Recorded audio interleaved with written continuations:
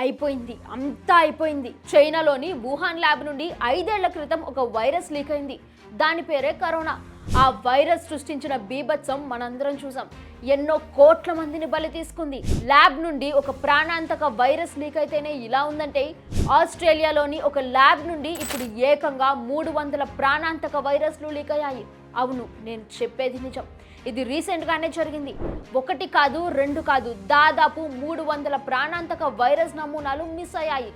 ఆస్ట్రేలియాలోని క్వీన్స్లాండ్లోని ఒక government lab నుండి డేంజరస్ హెండ్రా వైరస్తో సహా 300 వైరస్ శాంపిల్స్ కనిపించట్లేదని ల్యాబ్ నిర్వాహకులు కంప్లైంట్ ఇచ్చారు.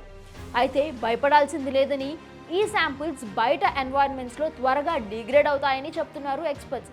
అప్పుడు కోవిడ్ టైంలో కూడా భయపడాల్సింది లేదని చెప్పారు ఫస్ట్లో.